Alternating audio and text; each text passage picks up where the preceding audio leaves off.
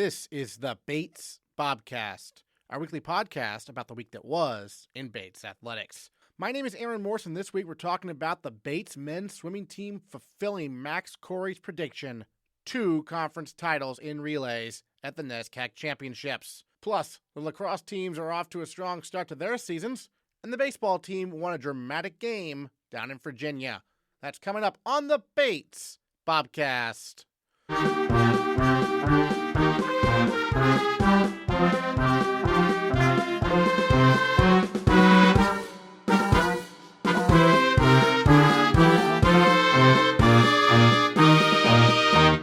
In mid-January, we had junior Max Cory on the Bobcast following the Bobcats' meet with Middlebury at Tarbell Pool.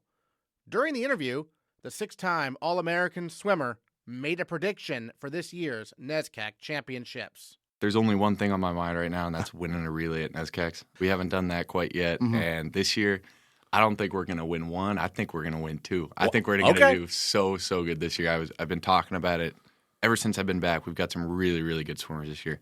It was certainly a bold prediction, and this weekend, it came true. Bates men's swimming had a NESCAC Championships to remember, with 11 school records falling and 13 Bobcats earning all NESCAC honors for top 3 finishes.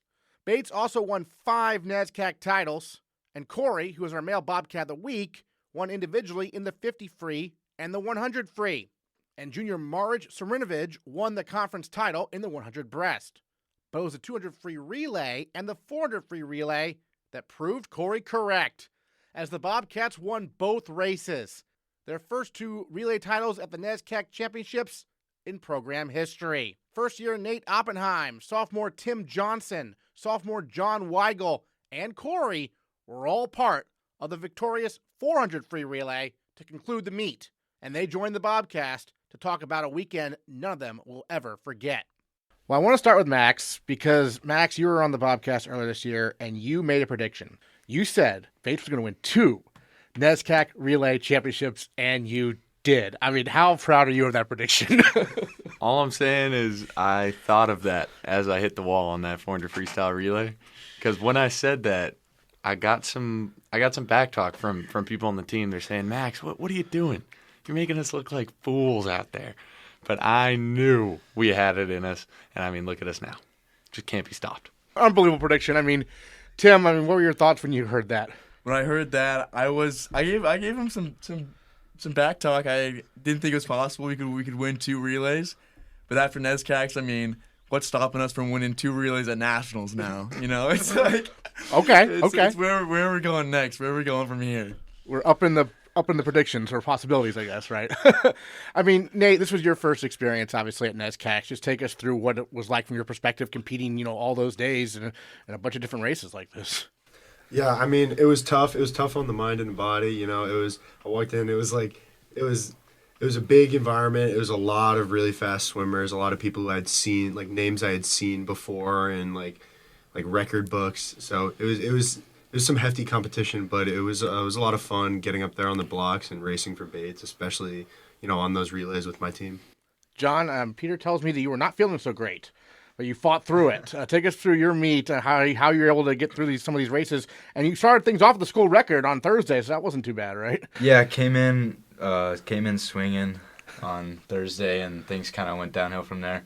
I noticed I felt a little sick the week coming in, like as we started to taper.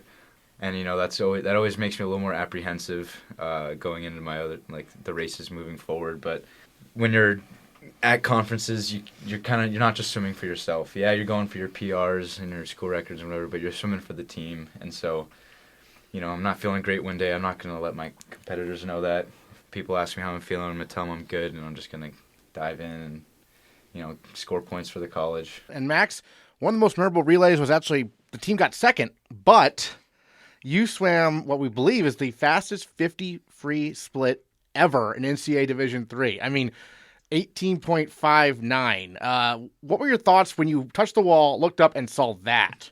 So if you watch the video back, you can see towards the end of the race, I'm completely on the lane line. I was really riding the wake of the other guy. And so when I hit the wall, my first thought was that wasn't great, but I got up there. And then I look up at the scoreboard. It takes a minute to register, and then I see the time, and you can see it in real time on my face in the video playback. I lose it.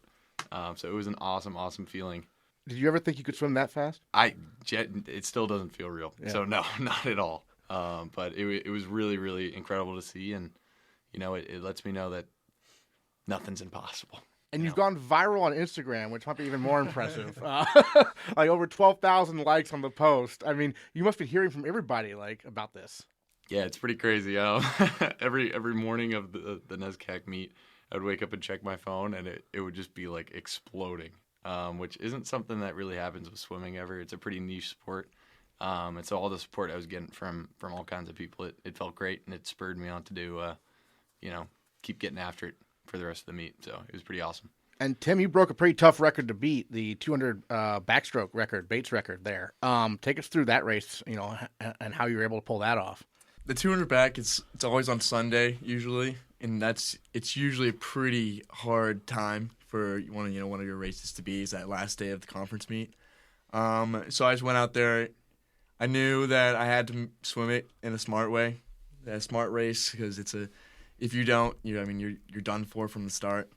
And so I knew I was practicing well, and I could be within range of that record, so I was pretty happy to break it by a second. But to go back to talk about the Max what Max did, yeah, on that relay, yeah, it was so crazy because you'd walk around the pool deck and you wouldn't have like a Bates cap on or anything, so people don't really know like what team you're from, and you hear just everyone around the pool deck talking about Max Cory and this relay split. Did he go early? He must have went early. Like no one could believe it. It was a crazy race to watch, and really all credit to that. It was amazing. It was probably the best race I've ever watched. He's not here, but Marich obviously won the NESCAC title in the 100 breaststroke, if I'm not mistaken. And then in the 200 breaststroke, something interesting happened because he set the Bates record in the morning swim. You, Nate, snuck into the final and then beat him in the final. And he's not here, so we can talk about this. Nate, how were you able to beat the school record holder? What was that race like, going up against your teammate?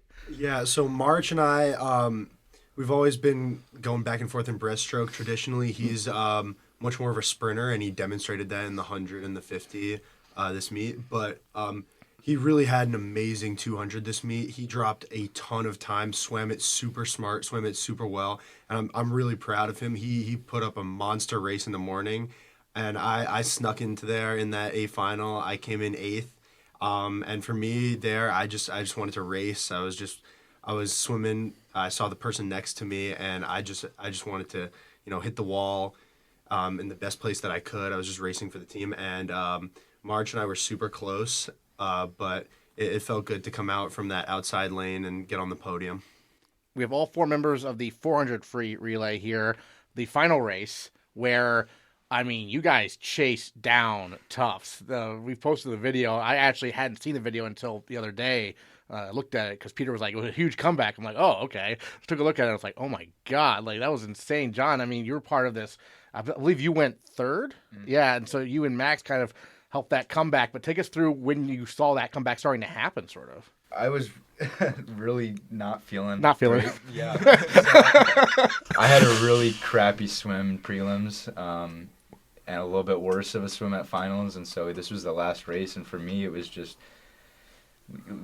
really just leaving everything out in the pool, and there's a lot of adrenaline with it being the final race in NESCACs, and I wanted to do well for the school again, so for me, the coaches, they gave me my pre-race talk, and I had this plan. I was going to stick to it. I think I was a few tenths off of whoever was going 3rd in that Tufts relay, but I was sort of surprised how I got to the last 50, last 25 even. I just noticed I was still right there sticking with them, and so I knew that if I could just get my hand onto the wall, Max would take it from there. So that was really all it was. It was just driving into the wall and getting our anchor here to bring it home. Well, speaking of that, Max, was this the same guy you were trying to chase down in the medley? No, they different guy. Okay, they went for a little bit of a different strategy this time. Gotcha. So different guy, and you chased him down. When did you sense as you're swimming? When did you sense, oh, we're gonna win this thing? Well, you know what? I'll say I knew before. Oh, okay. Well, you I did knew do before the right? event even started. Right, you told us that. Yeah. Months before. I knew as soon as Tim Johnson, our 200 backstroker, threw down a 44-4 split, which beats almost all the sprinters in the NESCAC. I knew it was wrapped. We had great performances from everyone here, and I'm the only 100 freestyler. Well, John's a 200 freestyler, but pretty close. But I'm the guy that's supposed to do this event and supposed to be the best at this event. So I just did my job at the end. And I know at Nationals, when everyone's on, oh my God, we're going to destroy everyone. Yeah, I mean, Nationals are coming up in a little less than a month. I mean, you obviously went last year, I believe. Well, your first year, but you three all went. Nate, what your thoughts, I guess, on your first Nationals coming up? What are you most looking forward to? I'm super excited to be swimming on these relays. I think that we threw down some phenomenal relays at NESCACs, and I think that for the next 3 weeks, my training is gonna cater a lot more towards those relays and less, because the relays swims are very, very different from the events that I normally swim individually.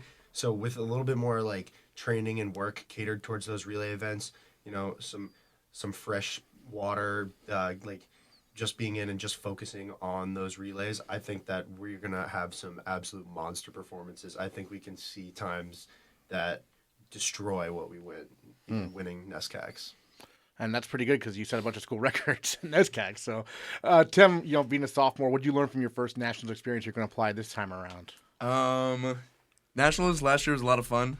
I'm super excited to go back there, spend 3 more weeks with these boys that I love. And then Sarah Palmer, who was on the women's team, who made it to Nationals. Oh, she did qualify. We're pretty sure. She should be in. Oh, yeah, great. Yeah. Okay. And then I'm excited to go there. Go to Crackle Barrel with all the team and have fun with everyone and swimming fast. And it's just like going to Nationals twice is more than I ever thought I would in my Bates career, or going to college. So I'm super excited to have another opportunity to swim fast this season, especially with this team and coaches I love so much. And then John, I guess same question for you being a sophomore. What you learned from your first experience last season? For me, Nationals was a bit overwhelming last year. It was just you're on this bigger stage and you've got all these other colleges kind of watching every move. And I personally didn't do too well leading off our relays last year and in the relays. And so for me this year, it's just I'm just going to have fun with it, I think. Yeah, we're going to perform well. We've got another 3 weeks to train and get into it. And I'm really hoping we're going to break some more records and have some podiums to come and some really fast finishes. But I want to kind of enjoy it because looking forward now, I only got 2 more years to do what I love and to swim and be a part of the team. And so I just kind of want to, make the most of those 2 years and enjoy them. Well, Max, I remember last year you were the top seed in the 50 free.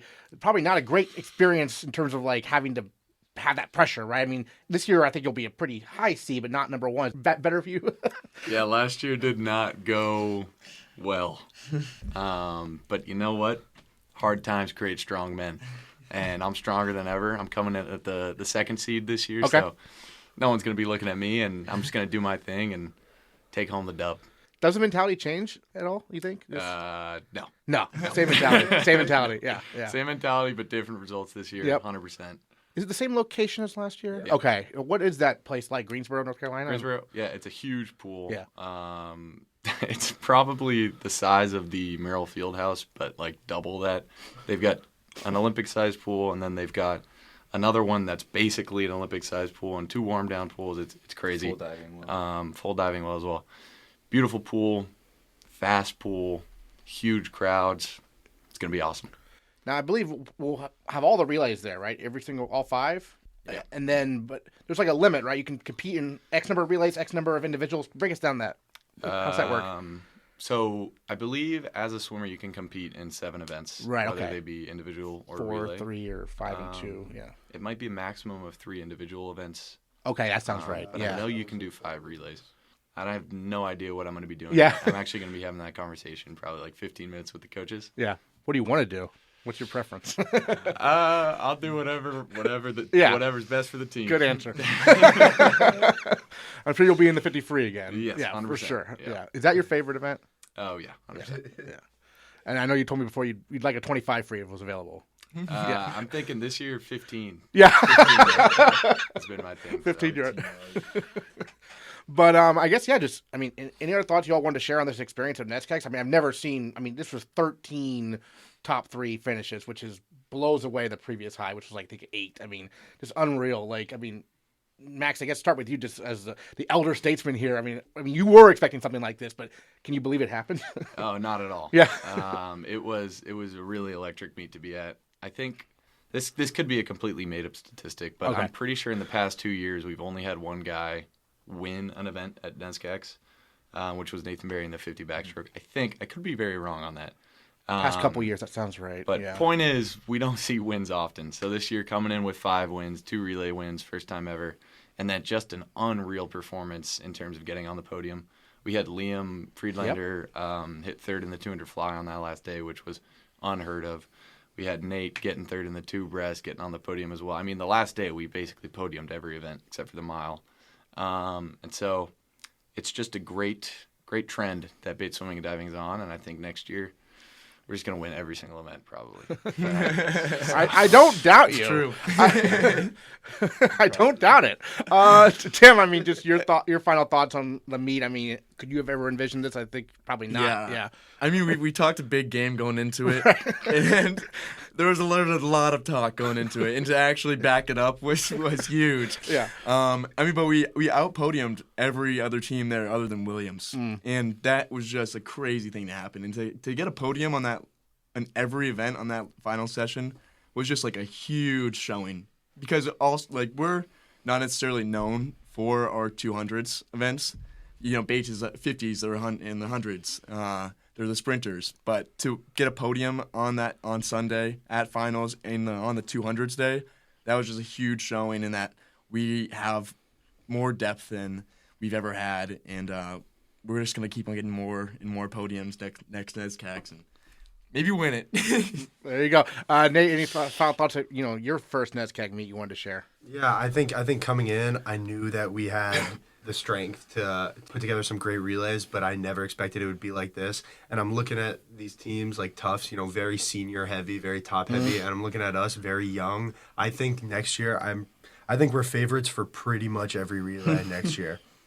And that's super exciting to see. I think that we are just going to keep getting better, and next year we're going to see something crazy. Yeah, John, that's something I've thought about a lot, is that all these top swimmers, you guys are not seniors. You're back next year. That's a crazy thought. Have you been thinking about that in terms of the ceiling for this group kind of going forward? The sky's the limit, kind of, right? Yeah, sky's the limit for sure. We got to consider the momentum after. Max has got another year left. What about after that? We need to keep bringing in, establishing a legacy, sort of. I wouldn't want us to just go through this phase over, Bates swimming is great for this 2 or 3 years. I want this to prolong, and so I think shifting our attention to, keeping the team young and having the fresh recruits and freshmen come in like Nate and putting up those, tallying up points for the school. Great. Max, are there any more Corys coming through after you? Or not for probably, Rick? My brothers are getting pretty old, so maybe we see some baby Corys coming in. Give it a good 18 next years. generation. Right, yeah. A little more time. All right, well, guys, thank you so much for joining us on the Bobcast. Congrats again on fulfilling Max Cory's prediction a few weeks ago. Thank you so much. Thank you. Thank you. For a coach's perspective of this incredible meet, we are joined this week by Bates Swimming and Diving head coach Peter Casares. We had a pretty solid Friday morning, and I was left wanting a little bit more for night swims and just hoping a couple kids would squeak back in certain races. And we also did a really good job of getting people back and putting people in the right position to do well at night. So it was a good start. And then the men had their eye on the 2 free relays. Since, the beginning of the year, we did really well at the main state meet. We knew Max was coming back from abroad. And Coach Emma and I both thought it'd be great to start off with Max at the lead and see if he can get us a lead and we could hold on. I've been at this meet 18 years in a row for the men, and 36 total between the men's and women's. And I know there's a lot of teams out there with a tremendously talented group of athletes, and none of them want to see Bates win the first relay ever. So I challenged them and said, no one wants us to win. We're going to have to do something that is much more than just a first time. We're going to have to break through a lot of, norms and a lot of expectations of others and do something special here. So let that kind of fuel you and have a chip on your shoulder, because we're going to have to be amazing to pull this off. And Max dove in, tying our school record. And from there, we just had clear water and continued to run with it, one guy after another. And got a little bit caught at the end, but the lead was big enough that we came away with our first ever NESCAC win. And, we've won individual events before. We've been on the podium a lot. We've been off to nationals and seen tremendous things happen, but that was a little bit of a monkey on our back. So winning our first NESCAC relay was great. And I think the whole program really kind of understood the momentous occasion that had occurred. And it was a lot of high fives and feeling really proud of what we did. And I will say, Max predicted earlier this year on the Bobcast that they would win 2 NESCAC championships in relays, and that's exactly what happened. I mean, to cap it off with the 400 free as well. I mean, how about Max Cory and his predictive abilities, huh? Yeah, Max is not only a tremendous athlete, but he is the biggest cheerleader you could ask for, and somebody that just straight up believes in himself and the team, and it's contagious. And so we could not ask for someone that is more excited, more happy. He's humble. He understands the moment, and he doesn't bring some of that sprinter swagger, cockiness to the table. He has that belief in him, but he does it, and everybody loves him, his competitors and his teammates. So he's got that X factor, and he helped us all believe. I was very hesitant in believing it because I didn't want them to think that anything was given, that they were going to have to go out and get it. But he allowed them to go, we can do this. And then he put the money where his mouth was and got us a lead. And on the last day, dove in probably, I don't know, second and a half behind. I don't even know how far, and just swam the best looking 100 free I've ever seen, and ran down toughs to bring home, the bookend. The last relay was a victory for Bates, and the first one of the meet was a victory for Bates. So it was phenomenal, and I'm pretty sure I'll have less hair in my head come Wednesday. And it's interesting because one of the relays you got second in, he had maybe the best split we've ever seen in any D3 race ever, in the 50 free at least, right? Under 19 seconds, 18.59. Yeah, 18.59 split. And Tough still won the relay, but I mean, that's something no one had ever seen before. I mean, that shows, I mean, I don't know what that shows. That shows something incredible, right? Yeah. So, my phone was blowing up. It's fantastic to have the longevity I've had here at Bates over 18 years, because I had alums from 08 all the way through 2020 through 2024 last year. Just everybody from every generation, every 4-group block just told us that they were all on their phones. They're all writing each other. They're all tuning in. They can't believe what they're seeing. And it was really kind of just it took a lot of years and a lot of shoulders to stand on to get to this point. And Max dove in that race, and he was behind in a really perfect place to like get up and get next to that guy and really chase him all the way back. And, 5 more yards, he probably would have won the thing. But he was coming in hot, and he touched the wall, and there was a collective gasp in the natatorium, because it takes a second for the split to pop up on the scoreboard. And when it did, I feel like the whole entire natatorium celebrated like we won it, even though we got second. It was just something that you've never seen in D3 swimming before. We've seen 3 18-7 splits over the last 10 years, and something that says 18 is really rare. One of my alums wrote me and said he looked at the D1 200 free relays from last year, and Max would have been faster than half of them. So that's D1 nationals, and his split would have helped out half of the relays that were there. And that just is like, he's a little bit of a cheat code for us right now. He's a guy that's doing things and giving us chances to do things that other teams don't have an answer for. And I mean, it's amazing in particular because he was, as you mentioned, abroad, right, in the fall. And, sometimes in a season like this where you start, your first meets in November, it can be tough for people to come back from abroad and have an impact. Not the case here. He was in Sweden, and he actually joined a team out there. Coach Emma introduced him to a club team, and he trained, obviously not 9 times a week like we were doing, but he put in the work while he was abroad. And then he came back, and he handled our training trip really well, and Coach Emma is just masterful at working with sprinters and knowing what they need. Where I'm running the dog pack into the ground and getting them fatigued and tired and building capacity and aerobic endurance. She's just sharpening the blade and making sure that they're fast and ready to go at all the times. And Max just kept getting a little bit better every single meet. And that combined, that great coaching combined with his confidence was phenomenal. Obviously, a lot of great contributors this weekend. Maric broke the Bates record in the 200 breaststroke in the prelims. Nate Oppenheim finished 8th. He got into the final. But then in the final, somehow Oppenheim out-touched his teammate and got 3rd and got all NESCAC. What a wild race that was. What are your thoughts on when he was able to pull off coming from 8th in the prelims to all NESCAC? We were super excited that he snuck in and grabbed himself a lane in the top heat. I felt like his best race was still ahead of him based on what we had seen all year long. Maric is a phenomenal breaststroker and has the national cut in the 100 and the school record. And now he has the school record in the 200. And I think Nate was probably 6th or 7th with a 50 to go in that heat. And it was a very close heat. And he just had the best last 50 of his season.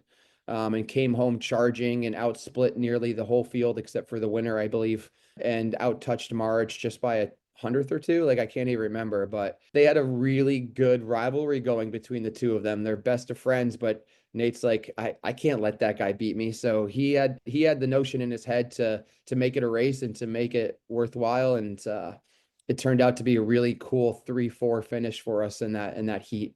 When we were looking at, 3rd and 8th at the beginning of the day. Yeah, certainly. And then another record that fell was a 200 backstroke record. That had stood for a while, I believe. Riley Ewing had that record for a while, and Tim Johnson broke it. I mean, what have you seen from Tim? He's already very strong in the shorter distances, but also, getting out there for 200 as well. Well, Tim is just like, he is a poster child for our program right now. I mean, he came to us as a really solid swimmer. And last year, I don't think he A-finaled in any event. I think he was maybe the 200 back he A-finaled in, but I think in the 50 and the 100, he was in the consolation heat, and he tried really, really hard to hold up his end of the deal on our medley relays, being the leadoff leg as the backstroker. But it was really hard to follow a guy like Nate Berry, who was swimming, national record 50 backstrokes and 100 backstroke A cuts for us. And a really cool twist of Bobcat alumni and Bobcat family and Bates Swim and Dive, I sent out an email over the summer to both Riley and Nate, and I copied Tim Johnson on it and said, hey, I want my 3 best backstrokers in the world, in Bates history, to come together and just chat about what were some of the keys to their successes.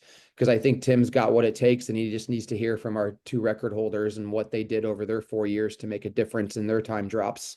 And that just started some banter. Riley wrote him an email with a bunch of information. Nate Berry put together a masterclass video presentation for him to watch and learn from. I learned a ton of things getting into the minds of those 2 guys and what they felt was really important to them as a swimmer over their 4 years. And then Tim, just from September on, just came out on a mission and following all these little things that he thought were really important. And we sat down and talked about the emails and the exchanges and what to really take away from them. And you couldn't ask for a better success story. I mean, he went 22-7 after not being able to hardly go under 23.5 last year. He went, 48 in the 100 back when he couldn't break 50 the year before. He got 2nd place in it when he was, in the consolation heat, 9th through 16th. And then the 200 back, which we always knew was his strength, he just went a 146.8, broke one of the hardest school records from Riley we've ever had. And now he's punched his tickets to national as one of the top 16 swimmers in the country. And so to see that happening was just awesome. The other thing that Tim did was he dropped another 2.5 in his 200 IM, and he swam his lifetime best 200 free split and his lifetime best 100 free split. I mean, he is a really huge reason we had a chance to win that 400 free relay. All 4 of those guys were amazing. Tim had the biggest drop, I believe, in that 2nd leg when he split 44 low and kind of came out of nowhere to bring us back into the race and really give Tufts a run for their money. One guy who surprised me a little bit, maybe did not surprise you, I don't know, Liam Friedlander getting all NESCAC there and setting a school record for that matter, right? 200 butterfly. Take us through where this guy's come from as a sophomore. So Liam is easy to miss. He's about 5'7", 130 pounds. walking around next to Max Cory and Nate Oppenheim and Tim Johnson and just all of our big boys that have really just, created a space for themselves physically everywhere they walk around and do things. But Liam is a phenomenal athlete, and he is, reminiscent of, some of the, like, not to cross, reference with our women's team, but like Yannicka Ho or like Logan McGill or even Sophie Castley, they were just slippery through the water, and men tend to really take off when they become big and bulky and put on that muscle. And Liam is a throwback to what I call a surfboard as opposed to a power swimmer. And so he is just phenomenal. And you couple that with his aerobic capacity. I mean, one day Em and I were sitting on the pool deck watching practice, and she just said Liam's the best swimmer in the whole pool. There's no doubt about it. And so we knew he was going to be good. He went from 142.5 in the 200 to 140 point flat and that 800 free relay. Then he dropped from 440 to 435 in the 500. And those are just, top 5 times in our school history for both of those. And we were just waiting around for that 200 fly. Like, it's just tough that it's on the last day. It's his bread and butter. If it was on day one, you never know. He might have been going to the national meet and a second faster, fresh and ready to do it. So I just am so happy he got his moment and he touched the wall and got to be on that podium and join in the all NESCAC fun. I'm so happy that he broke the school record. He's going to have his name on the board. And I think he's going to be a really contender for us junior and senior year. In terms of, putting up national level times and maybe sneaking on to more of our relays. And the whole meet started with John Weigel breaking his own school record, right? John showed up to NESCACs and he had a cold, and you could just see it. It was like his throat was bothering him. He was fighting something. And he wouldn't allow anybody to know about it. We kept it, in conversations amongst ourselves. He's just a competitor, and there's nobody, I think, that did every single thing right more than he did. There might have been others on the team that matched that, but John, every practice Coach M wrote, he did. Every heart rate he was supposed to hit, every yard, every effort level, like he just did it all. And so when you get to a meet and maybe you're not 100% and the whole season comes down to just these 3 days and you don't have a choice, he just popped off a school lifetime best B cut in the 200 free relay and then came up big for us, scoring points left and right throughout the meet. I know he was seated third in the 100 free and ended up 17th in the morning, and that was a hard pill to swallow, but he fought through it that night, even though he was getting to be his worst. And then he put up his lifetime best 100 free split in that 400 free relay when his teammates needed him. And we won that relay because of moments like that, like guys like John, guys like Tim, lead off from Nate. Like they swam a ton over the entire weekend, and they didn't let that get in the way of going even faster at the end. But I couldn't be more proud of John. We had so many good guys this weekend. Trent Heber was amazing. Ben Madden had big drops. Anton was really solid. Matt Kunkowitz just came out of, the C finals and started scoring in all B finals and dropping times and everything he did. I mean, the list just goes on and on. Zach White started scoring points for us in the backstroke events. I mean, it was just a lot of fun. It was a lot of fun. Jack Mokarski swam great. Like, JB made it back on his last event and scored a point for the college in his last swim as a captain for the team. Like, a lot of really cool things happened in the top end guys, but all the way through 1st through 24th. Yeah, Jack and JB, you mentioned our senior captains, but the crazy thing is, Peter, is that the top end guys, none of those guys are seniors. We talked about a bunch of guys. They're not seniors. How crazy is that? And how excited are you? I mean, you're going to NCAAs this year, but you can't help but think about what the future holds also, right? Yeah, we learned a lot last year at nationals with a bunch of freshmen and sophomores all kind of leading the way on relays. And we wanted more after nationals were done. It was a little bit flat compared to NESCACs. And I have a feeling this year at nationals, we're going to be able to ride this NESCAC high a little bit better and get to that meet and put up more points than we did last year and place a little bit higher at the final big meet of the year. And I look forward to, them all being, vast majority of them being seniors next year and juniors and giving us a chance to hopefully bring in some younger people, get them to the meet, get them the experience they need so that this isn't a dynasty that is 1 or 2 years of fast swimming, that it can be 4 or 5 years of us really doing something special. And we're going to have to do some recruiting. Luckily, Max is all over the swimming world social media right Right. now as the fastest D3 swimmer in history with his split. And hopefully that helps us, gain some more interest and get people excited about what we're doing out here at Bates. I think with the current landscape of the NCAA and what's going on at the Division I level, I think if you're not going to be on one of those small rosters, you want to go someplace where you're going to get the best coaching and the best education around. And I don't think anybody can compare to what Em and I and Boomer are doing.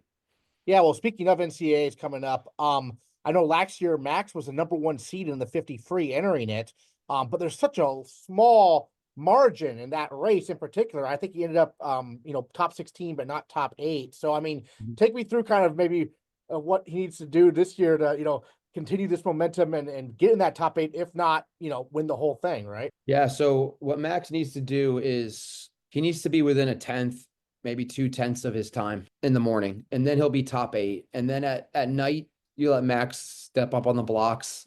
He's the first one to stand up there while everybody else is waiting to step up. He's got his moment of being king of the jungle, and then he'll get over the blocks and he'll do whatever he can to touch that wall first. And he has as good a chance as anybody. I think the top seed right now is a 19.5 high or something like that. So he's within hundreds. And at the national meet, it's not necessarily you going your best time. It's you being able to race really well and put together a swim and out touch somebody without mistakes. And I think if you're going to try to win it and be top 3, you probably do have to go your fastest or be at your best to pull that off. And we saw last year that if he replicated his time, he would have tied for first place. That Noah went faster than him. So you get to that meet and you go, a 19.6 could win this thing. It might take a little bit faster. It might take a little bit slower, but he's going to have a shot at it. And he lived the expectation and the pressure last year. And he felt like he got a bit of a monkey off his back at NESCACs this year because he finally won some events at night instead of having great prelim swims and then losing at night. So he's starting to manage a meet. He's starting to understand how things work. He's starting to figure out how to peak at the right moment. And those are things that are part of the maturation process and take time. But I'd give him as good a chance as anybody at that level to be our first ever, NCAA champion. He might do that. And we've had Barry and Vanessa be runners ups. We've had DeHare be runner up. He's primed and ready to go. Excellent. And we had Sarah Palmer on last week to talk about the women's NESCAC championships, but I want to get a little bit of your take on the women's season so far. Obviously, a young team, sort of somewhat of a rebuilding team, I guess, trying to build up some younger athletes. Take us through that season, how it kind of went from your perspective. When it was all said and done, we had, 3 championship meets. We had the main state meet, we had the CBB championships, and we had NESCACs. And we had 22 women on the team this year, which is a smaller number. And we went after some really talented recruits the last 3 years, trying to be like, okay, that's the next step for Bates. But we would lose those battles. And I got to figure that out, or we have to go back to our bread and butter of like recruiting in the athletes that are the Sarah Palmers of the world that go in at 106 and go 102 for you, as opposed to trying to recruit in the 102 breaststroker. And so we've had some learning and some growing pains with our like, okay, this is how you take the next step with the women's team. And it was smaller this year. And we knew we were going to get into a situation where wins and losses weren't going to be as important as development. And when those 3 championship meets were over, we had 22 women and we went 66 lifetime bests.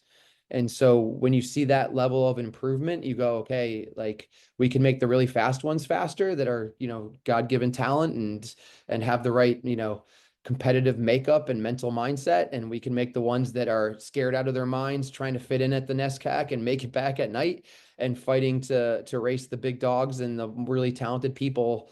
We can make them faster too. So, and I say that a little bit tongue in cheek. We didn't make anybody faster. They did it themselves and they worked their tails off to get there. But I was super impressed with the development we had. Amber Zhang was amazing. Emma Burke was amazing. Calvadas dropped a bunch of times. Liana Rossman came back from abroad and just filled a role right away. We had freshmen through seniors just like doing things that would help us out and continue to attract great women to the program so that we can take that next step. Cora Zellweger, like, geez, all lifetime best. They just did a phenomenal job. Well, any other thoughts you wanted to share about the season so far with NCAAs coming up in a little bit less than a month? Yeah, we're hoping Steph Tropper and Sarah Palmer get invited to the meet. We're hoping we have about 5 guys between our 2 relays that get there. We're going to put Liam's name in the mix. He's a little bit outside, but you never know. We've gotten in the past Mark Gregory off the alternate list, and things have worked out for us. So we're going to enter in our athletes and our relays and see what shakes out, and then train them for about 3.5 weeks and see if we can be a little bit better. When do we find out? Usually Thursday, maybe okay. Wednesday night. Okay. Yep. We'll keep an eye out. Peter Casares, thank you so much for joining us on the Bobcast. Really appreciate it. Thank you very much, Aaron. Shifting to spring sports, the women's lacrosse team headed to Virginia and Washington, D.C. for their first 2 games of the season last week. And the Bobcats fell to Haverford 18-14 on Wednesday, but bounced back to upset number 25 nationally ranked Catholic University by a score of 11-10 in overtime on Saturday. Sophomore Laci Raveis had a big week for the Bobcats, tallying 12 points over the course of 2 games to start the season. Raveis scored the game winner against Catholic, and she is our female Bobcat of the week. Well, Laci opening road trip down to Virginia and D.C. The team goes 1-1, including a win over a ranked Catholic team. Just in general, your impressions from the first 2 games of the season. What are your major takeaways? Yeah, well, I think that our first game we did lose, and I think honestly we learned a lot from that experience. And I think Coach B has really helped us learn a lot from our mistakes and really try new things. And I think that we took all of the mistakes and that we made in the first game and all of the things that we did well as well. And took them into our Catholic game, and I think that there was a big difference of the lacrosse we played in the first game versus the second game, which eventually led to a really good team win. I was going to ask you have a new head coach, Princess Sable. What's been like working with her? I know she started maybe a week or 2 before the season, right? Yeah, it's been great. So I think, obviously, as you just said, it was only a week or 2 before the season. So, the first month before season started, there was a lot of, ambiguity around what our season was going to look like and what coach we were going to have, if we were going to have a coach even. Those questions were kind of being passed around. And so I think our team kind of got together and we realized that we really wanted to win and we wanted to see success this season, and we didn't want any differences stacked against us to come in the way of that. So I think that once Coach P was assigned the head coaching position, we were really ready to just kind of welcome her with open arms and kind of try anything that she wanted to see out there on the field. And I think that combined with her coaching style of really trying to push us out of our comfort zone and try new things as well has worked really well and is going to make it help us see success over the season and has already helped us so far. Excellent. We had the game-winning goal in overtime there against Catholic. Take us through that play. Yeah, so we were in double overtime at this point, and honestly, it was a crazy experience. I don't think I've ever played in overtime my whole entire lacrosse career, let alone double overtime. So I think definitely on the team, nerves were high, but also we were all super excited, and we all had the confidence that we could win and that this was a very winnable experience for us. And so I think going out on that field, we won the opening draw possession, which was awesome. And so we had possession, and we were kind of really wanting to take care of the ball and pass it around. So I passed it to my teammate Caroline, and initially I was just going to cut through for her to create space for her to drive to the goal. But she has really good field vision and really good field IQ, so she saw the split second that my stick was open when, honestly, I didn't even think it was open. I didn't know that she was going to pass it to me, but she sent me a dime of a pass straight to my stick, and then we were able to finish it into the back of the net for a really good team win. Well, I was looking through the video, and it looks like, it was sort of similar to a goal you scored earlier in the game, in a similar situation, Caroline finding you kind of cutting to the goal. What's that chemistry like, you and Caroline? It seems like you have a good connection. Yeah, it's been awesome. Honestly, obviously this is our second year playing together, right. So we were able to kind of work out all the kinks with that last year, and we fed each other a lot last year, and I think it's just kind of continuing to this year, and we're pretty good friends on and off the field, so I think that helps as well. So we're able to connect, and we kind of learned how each other play and know what works for us. You had a great debut season last year. You had 24 goals, 7 assists. What did you learn from that experience, your first year of college lacrosse, you kind of take into this year? Yeah, well, it was an awesome experience overall, and I think that I've learned last year I scored goals, but I scored a lot of them in similar ways, so I think this year I'm kind of going into the season trying to be a more versatile player, and I think Coach P has really helped me harness that a little bit. And so just trying to score goals in different ways and definitely assist a lot more, I think, is my goals, individual goals for the season. And Coach B is really helping me get there and advance my skills as a player as well. You got a nice long road trip to Hamilton this weekend, and then you're at Husson next week in the middle of the week before you're finally home against Williams. I know talking to Coach Zabel, she mentioned she was pretty excited for, a long road trip for the team in terms of building that chemistry. What's it like, being on the road with everyone? Yeah, I mean, I think she said it right. Like, it definitely builds chemistry because you are stuck on that small bus for so long. I think the trip to D.C., we were there almost all week last week, and I think that even in and of itself brought us closer as a team. And so going into this long road trip to Hamilton, I think we already have built more chemistry than we had at the beginning of the season. So I think these bus rides definitely do help. We play, like, games on the bus. Like, we learn a lot about each other, and I think that eventually helps translate to the field as well. After you scored the game winner, just watching big celebration for the team, Everyone was very excited. What was that moment kind of like, getting to celebrate your teammates and celebrating, Coach Zabel's first win with the Bobcats? Honestly, I think it was just awesome. Everyone just was super excited because we all thought that we could do it. And so finally, like, seeing that we did do it, I think it just instilled confidence in our team. And I think it just showed us that although we did not have a coach basically for the first month, like the month of preseason before season started, I think it kind of showed us that we still can compete at a high level and at that NESCAC level and beat ranked teams like we have in the past. So I think it's just good to go into season with that mentality. And yeah, we might not win every game, but I think that having a loss and a win at the beginning of the season has showed us how we can learn from a loss, and then once we do fix those changes, how it can pay off in the end. Yeah, I mean, we talked about, last year how the season ended with that win over Colby, who was ranked 10th in the country. I mean, How much has that confidence kind of carried over, you think, within the group? Yeah, I think, honestly, that mentality has carried over. I know Coach P talked about that in her podcast, and I think, honestly, from a team perspective, that has carried over. I think that's kind of what's driving us, and we're realizing that we deserve to win. We deserve to be in the NESCAC conference, and I think just that confidence piece of being able to beat ranked teams like Colby and Catholic is just kind of carrying us along throughout the season. Take us back when you were in high school. What kind of attracted you to Bates coming up from Connecticut? I really was attracted to the small community. I came from a pretty small high school, around 90 kids, and I really valued the connection that I made with my teachers. Some of my teachers actually emailed me after this weekend. Oh, nice. Because they saw the Instagram post, which was really nice. And so I think that connection that I made with my teachers in high school, I really wanted to be able to make at Bates.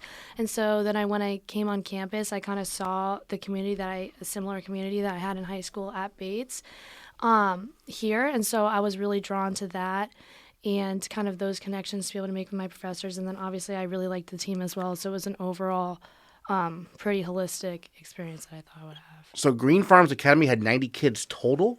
No, just in your my class. In my okay, class, that makes a little more sense. Okay, yeah. I was like, whoa, that's really small. Yeah, that would be. Okay, yeah. So, I mean, that small dynamic, I mean, Bates is a little bit bigger than that, but I mean, still, what was that kind of like in high school having such a tight-knit group? By the end, I feel like I could say I could go back to anyone that was in my class at high school and we could have a conversation. Yeah. And I went to a K through 12 school, so I went there since kindergarten, and 18 of us we call them lifers. So 18 of us were lifers, and I think, honestly, I could go back to any one of them and we could have like a really good, full-on conversation. And so I really value those connections, and I feel like although Bates is only 4 years, those connections I've already made here as well. And I know you've been on before, but just people don't necessarily remember everything. So tell us again, like, how you got into lacrosse. So I was one of those kids who basically played every sport under the sun. Yeah. Like, I tried absolutely everything. Yeah. So I started playing lacrosse when I was in about second grade, but I only played town lacrosse, so it was just one season because I played field hockey, I played squash, I competitively swam, did literally, when I say every sport under the sun, every sport under the sun. And so it was in middle school around sixth grade when I realized I really kind of maybe wanted to pursue this at the next level, maybe not. So I got into club lacrosse. So I played in the summer tournaments, as most people do before coming to college. And then in high school, I really realized I can do this, and this is something that I want to pursue. And that's kind of where it led me. So in high school, were you just playing lacrosse, or were you playing other sports? I played 3 sports Yep. in high school. I played field hockey, squash, and lacrosse. And it's really nice because actually one of my former field hockey teammates, she plays field hockey on the Bates team here as well. Oh, who's that? Lily Hogan. She's a freshman. Okay. Yeah. So it's really nice to kind of just see that, and then we're able to support each other as former teammates and now like at the next level as well. Yeah, so having played field hockey and squash, do you kind of pay attention to those teams here a little bit, too? Yeah, I definitely do. I do find myself watching field hockey a lot more than I do other sports, just because I am biased in that way because I loved playing. In squash as well. Caroline actually used to play squash, so we definitely followed a little bit more. And over our trip, there was a squash court that we were able to play on, so Caroline and I were able to get out there and practice some hits, which was kind of fun to do. Did you play a little match or just... No, we didn't have shoes actually. Oh, okay. So we just rotated rails on the left side, but it was just kind of fun to be able to do that as well, like away from lacrosse, but also connect in that way as well. Awesome. Well, Laci, any other thoughts you wanted to share on the opening weekend, or opening week, I should say, we haven't got to talk about yet? I just think our team is really excited to see what's to come, and I think that we have a great mentality heading into NESCAC play now, and we already have 2 games under our belt, which a lot of the NESCAC teams have not even played their first games yet, so I think that kind of gives us an upper hand, and we understand how each other play, and we're able to already have those 2 games under our belts to be able to bring us into the rest of the season. All right, Laci, Raveis, 12 points over the course of the first 2 games, including the game-winning goal in overtime against nationally ranked Catholic there last week. Thanks so much for joining us on the Bobcast. Really appreciate it. Thank you for having me. The baseball team was 1 out away from getting swept in their 3-game series at Ferrum to start the season. But junior Gibby Sullivan delivered a 2-out, 2-run home run to give Bates the lead, and the Bobcats held on for a 4-3 win in Game 2 of Saturday's doubleheader. It was the first home run of Sullivan's collegiate career, and it came at the perfect time. So, Gibby, you guys were down to your final out in the finale of that 3-game series. You're at the plate. You get the home run. What did you see on that 1-0 pitch? I was just looking for a fastball, to be honest. He threw a slider out of the zone, so had a pretty good feeling it was coming, and threw it right down the middle. Had a good pitch to hit. And your first collegiate home run. I mean, how does that feel as a junior here? It's awesome. I kind of knew off the bat. I hit a couple in high school, so I was waiting for it for a while. It took me a lot of at-bats, but hopefully not my last. Yeah, so you've had the feeling of hitting a home run before, so right when you made contact, you're like, oh, this one's got a chance. Yeah, I hit it pretty much down the line, so I knew it had a pretty good shot, yeah. And what was the celebration like with your teammates? I saw the bench obviously go nuts when you hit that one out. Oh, it was awesome. It was definitely the highlight of my base career so far. So fun to fire up the guys. And you played shortstop all series, which I noticed you hadn't played since your first year at Bates, so it had been a bit for you. What was it like getting back there at short? It was great. I love shortstop. I played there when I was really young and then moved to the corner infield in high school, and then Coach Martin kind of has been putting me back at shortstop throughout my base career. I played left mostly last year, but gave me the start, and I don't know, I had a lot of fun over there. It's just my favorite position for sure. Yeah, certainly. And going down to Virginia to play a team you're not familiar with, we don't play Ferrum very often. So what was that experience kind of like overall? It was great. The trips are always super fun, just on a team bonding standpoint. We're in like vans. The hotels are really fun, and then it's good to play a team that you don't really know anything about. They play a different style down there. They have really good bats. It was good for our pitchers, and just getting out on dirt and somewhat warm weather was good. Yeah. Well, speaking of that, we are scheduled to have a home baseball game March 8th, knock on wood, against Plymouth State. What's been it like practicing on the new turf we have here at Leahy Field? Oh, it's awesome. It is such a game changer. Like last year, I don't think we practiced till April outside on Leahy. So just being able to go out there every day and work is great. And then obviously when we play, it's going to be awesome. I love playing on turf. How is the turf playing so far, kind of? Is there an adjustment? Not really. We play like most of our games already on turf because all the other NESCAC teams on our side have them. So honestly, I'm more comfortable on turf than dirt. So yeah. Gotcha. You're a Mainer. So growing up in the state, what made Bates kind of the place for you kind of staying home for school? Well, so my oldest brother played baseball here. Okay. Graduated in 2015. So that was I always grew up going to Bates games. And then my sister also went here. So it was kind of like I always had Bates in the back of my mind, and then got recruited by Coach Martin, worked out. So yeah. Lots of Bates history in your family. Yeah. Gotcha. So what's your first Bates baseball memory? I remember the first vivid thing I can remember was my brother in the NESCAC semifinals his senior year in, I think it was Nashua, playing Amherst, and I just remember Amherst had a really good center fielder, and I don't know, it was always so fun, and just, those guys seemed so big when I was playing, and then now it's like doesn't feel that crazy, but Right. And then, I mean, the team as a whole, how's it kind of coming together? I mean, obviously you only played 3 games so far, but what's this team like so far, kind of as a group? I think this is the best team I've ever been a part of. We got a lot of good pitchers throwing 86, 7, a couple guys in the 90s. We're throwing more strikes this year, and then offensively, we had a couple guys hurt this weekend, and once we get those guys back, Henry Prince, Jack Margoff only played 1 game. I think we're going to be rolling because the middle of our order is hitting well right now, and we got a lot of guys. We got a lot of depth this year. Really good freshman class, so I'm very excited for the season. Excellent. And then, kind of looking at the schedule we have coming up, you're at Nichols College this weekend, and also you're playing Rhode Island College there as well. And then at Endicott on March 5th. I know last year you guys played Endicott. That's a team that was like very highly ranked last year, and you guys gave them a pretty good run. What's it like playing that high-level competition before NESCAC play? That's always the best game of the year before NESCAC play. We've played them really close the last 2 years. I think they had like 2 losses on the season last year, so it's a really fun team to play because you kind of, especially they have usually the best pitching we'll see all year, so like you get some confidence if you can face them, and then you go into conference knowing that you've already faced guys that are really good. I also have one of my good friends growing up is their shortstop, so it's fun to play him every year. And now you're the shortstop here. Exactly. You mentioned kind of bouncing around different positions and stuff. How do you kind of adjust? Because you've played all over the diamond, I feel like. Yeah, there was a little bit of an adjustment in the outfield last year because I literally never played there. Okay, yeah. But I don't know. I always say that outfield's a lot easier than infield. So I grew up playing short and first, and I played a little bit of second base last year. So I'm pretty comfortable everywhere in the infield. Because your older brother played, was baseball always a no-brainer that you wanted to play it? Yeah. I mean, I definitely I love basketball too, but I'm not athletic enough to play college basketball. So worked out pretty well with baseball. And I grew up playing travel ball and made a lot of friends doing that. And I don't know, it worked out. I love the sport.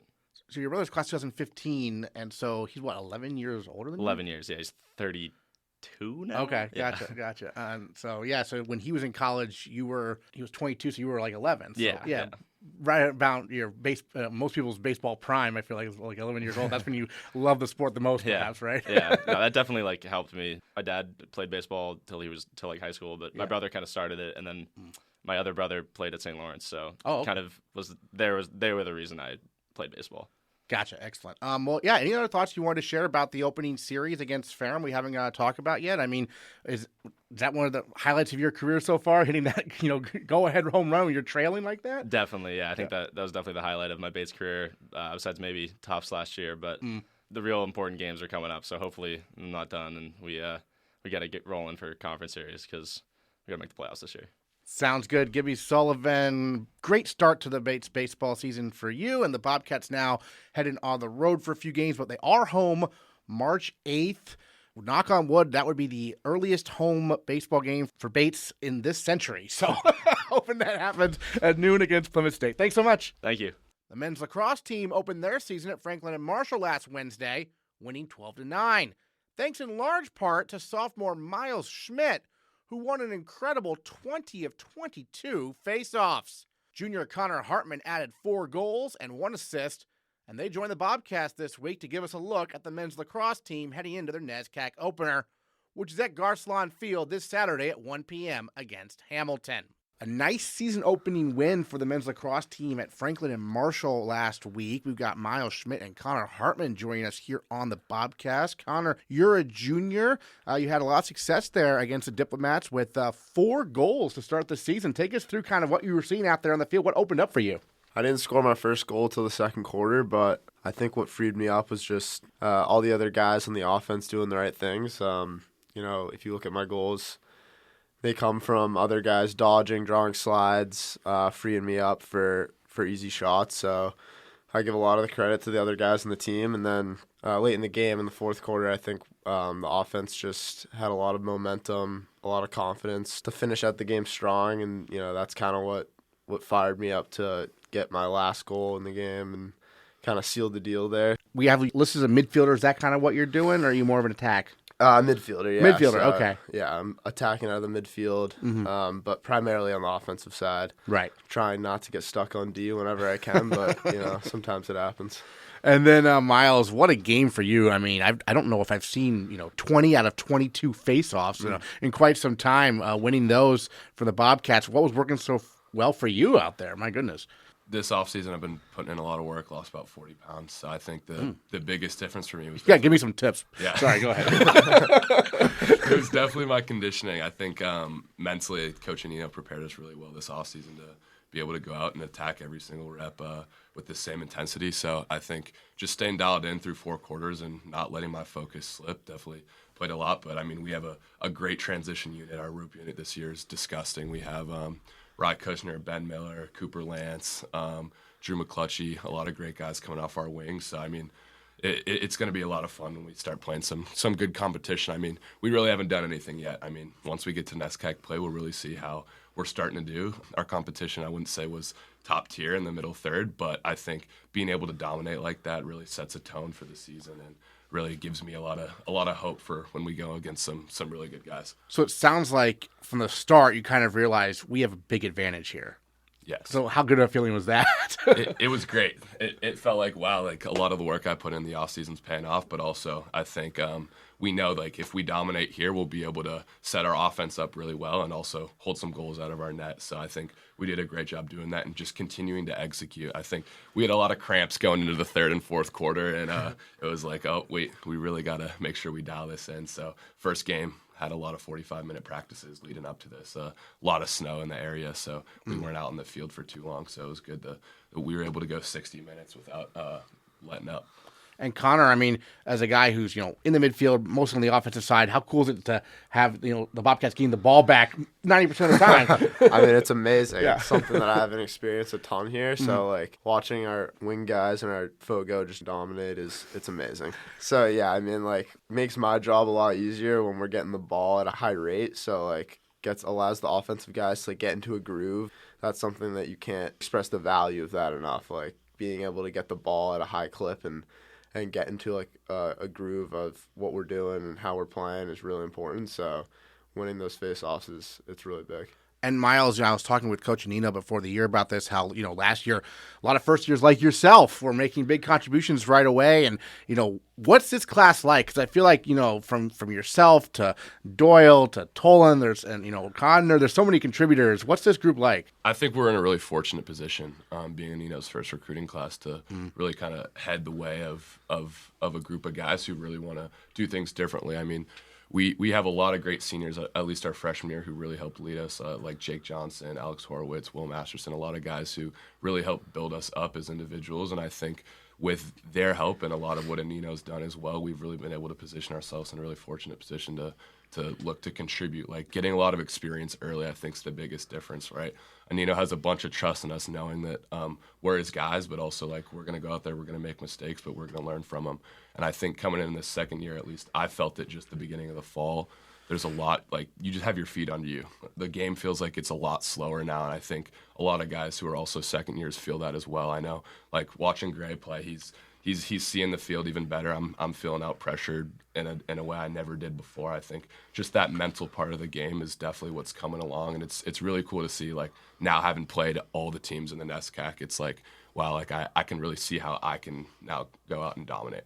Yeah, and Connor, you and Gray were two highest point scorers in that game. How do you two work together? Yeah, I mean, he's a leader on the attack side. I try to be a leader on the midfield side of the ball. So I think we kind of are both just trying to play our roles really well. And if I'm struggling on a possession, usually Gray's picking up where I'm leaving off. So I think we feed off of each other really well. I also had an assist to him, so like there you go. Like when I draw a slide, he's open. So there you go. Miles, being from Seattle, how did you first get started with lacrosse?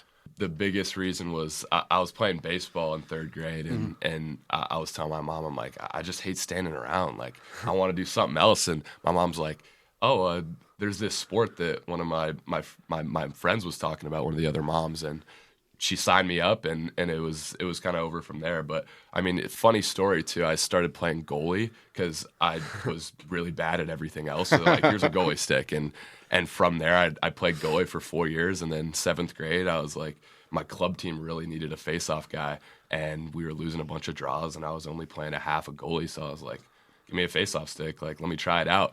And so I went from being a full-time goalie to then being a goalie, taking half a goalie, half a face-offs. And then by the time I was in 8th grade, I was like, I'm done with this goalie stuff. I was getting hit. My body was hurting. I'm like, I'm so sick of getting hit with shots. So just give me the face-off stick. And then kind of from there, I was able to just run with it. And I've been so fortunate to make all my way all the way out east. But it's been a really funny journey. Well, it's funny because, like, baseball, yeah, you're standing around in the field. But in lacrosse, I mean, the goalie of all the positions is the one doing the most standing around, right? Is that a little ironic, I guess? Yeah.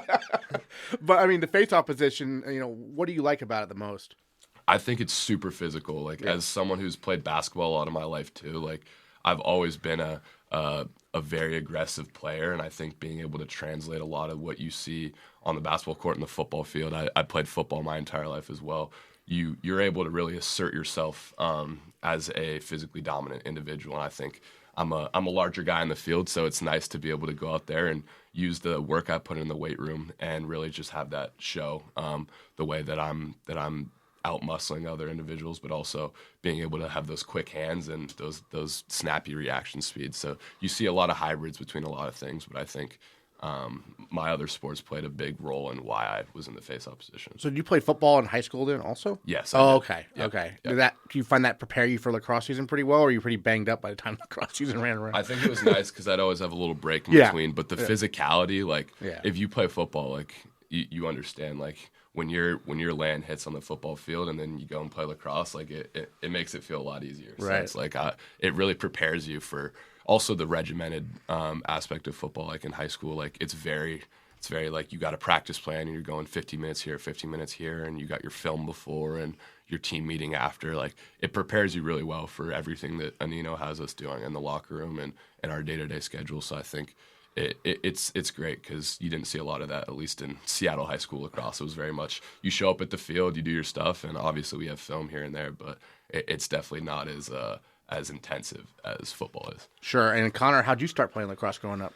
Yeah, I started at a really young age. I think my neighbor introduced it to my older brother when he was really young, and then he kind of ran away with it, and then it was inevitable that I did the same thing. So, yeah, I started really young. I think I had one baseball practice, and I told my parents, like, it's not for me. So, yeah, and then it just took off from there. I loved it. So, Was it big in your town, being from Massachusetts? yeah, it was really big, even when I first started playing, like, in terms of, like, relative to the rest of the country. So, like, definitely just outside of Boston's a hotbed where I'm from. So, I grew up with a lot of really good competition, good coaching, good club programs. So, I was definitely fortunate for that. And then how did Bates get on your radar, for college? Yeah, I definitely wanted to use lacrosse to try to get into a really good academic school. So, when it came down to it, like, I was looking at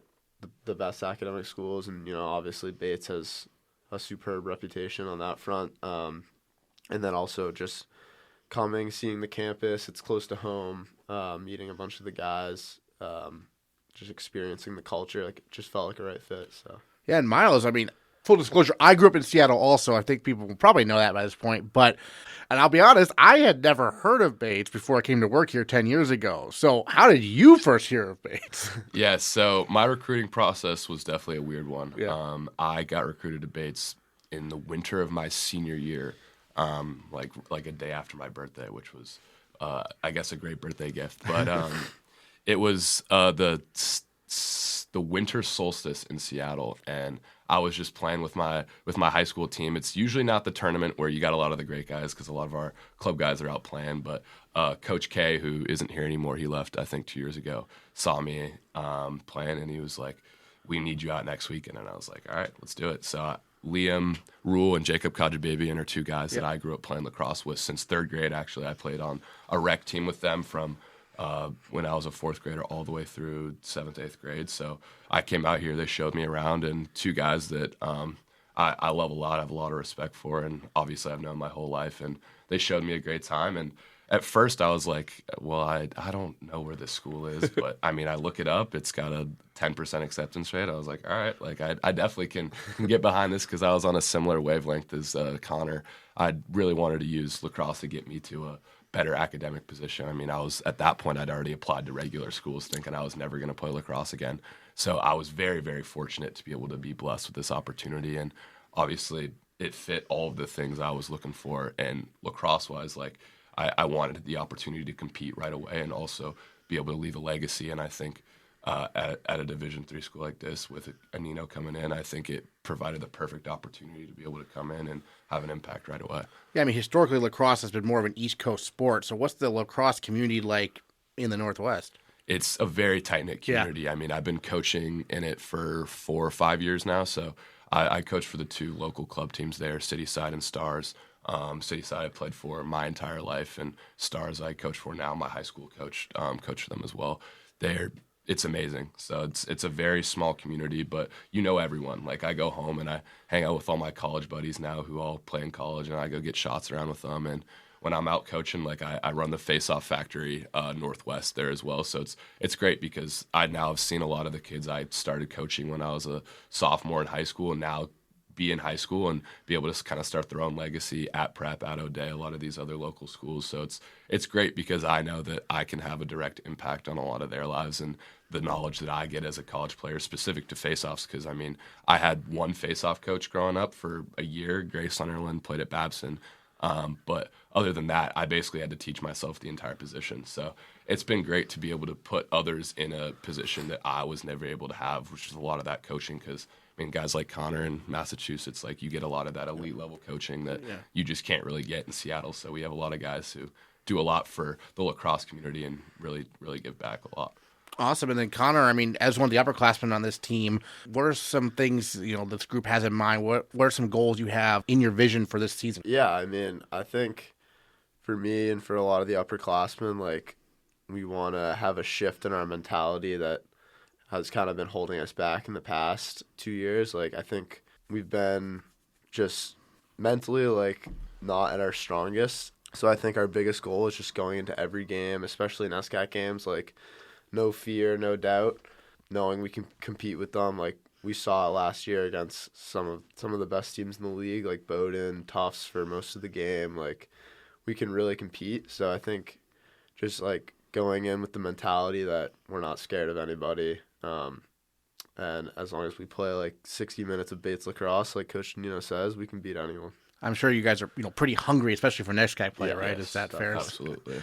Yeah. Could you elaborate maybe on that mentality? Kind of, I mean, March 1, I'm sure that's circle on your calendar. Home opener against Hamilton. Yeah, I mean, I'm really hungry this year, like, just because we got a slight taste of it last year of how well we can play against even the best of the best, and I think we've leveled up significantly from last year in terms of skill and mentality. Mm-hmm. So like, I'm just excited to get out there and show the NESCAC that we're not to be messed with.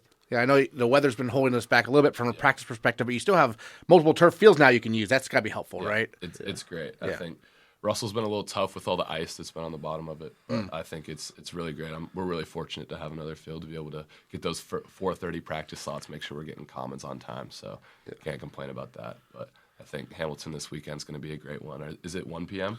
We got 1 o'clock this Saturday. Yep. So I think I'm really excited finally get some real NESCAC competition, have a great opportunity to try and see what we're really capable of. So I think it's going to be a great one. And before that Hamilton game, you are at Emerson, a team I believe you beat last year, but they almost came back, right? Yeah. It was close. That was one we want back. Yeah. What's the mentality about, the Emerson game? They're a team we should beat, but also we know we can't go into that game like with any different mentality than we do going into a NESCAC game. Like we saw last year, if we let it slip, like they'll come back. They're a great team. They're really well coached and they're really gritty. So I think our goal for this game is go in the same as we would with any other opponent. Like compete for 4 quarters and show them that they can't compete with us when we're playing our best. Avoid overtime this year, right? Yeah. I mean, we got to be hungry for wins. We can't take any single game for granted. We really have a lot to prove to everyone, regardless of whatever name that it is across their chest. Like we're a team that needs to get everything we can. So I think we're really going in with that mindset. Great. Well, to wrap things up, I guess any other thoughts either of you wanted to share on the Franklin and Marshall victory to start the season we haven't gotten to talk about yet? Shout out the whole team. Shout out the bench. I mean, the energy and the intensity from the whole squad is what I think really, really gets the team going. Like, we're not winning those games if the bench and the whole team's not dialed in. So Yeah, I think shout out to the freshmen as well. We got a stud freshman class with a lot of guys who were on the field against Franklin and Marshall. So definitely glad those guys got their first game under their belt. But you better be hungry for a whole lot more because we got a lot more coming. So Absolutely. Connor Hartman, 4 goals and 1 assist, 4 ground balls as well. And then Miles Schmidt, winner of 20 out of 22 faceoffs, 12 ground balls there in the win over Franklin and Marshall. Bobcats 1-0 at Emerson Wednesday, and then the home opener, 1 o'clock this Saturday, Garcelon Field against Hamilton. Thanks so much. of course, thank you. you. Aaron. Appreciate it. A big shout out to men's track and fields, Seneca Moore, who won the 60-meter hurdles this Saturday at the Bobcat Tune-Up, hosted by Bates at Merrill Gym. Moore raced to the finish in 8.23 seconds, breaking his own school record in the event. He'll look to take that momentum into this weekend's New England Division III Indoor Track and Field Championships, which are being held at the track at New Balance. We'll be sure to catch up with the track teams on next week's episode. And in the meantime, make sure you visit GoBatesBobcats.com for all the latest Bates athletics news, and we'll catch you next time on the Bates Bobcast.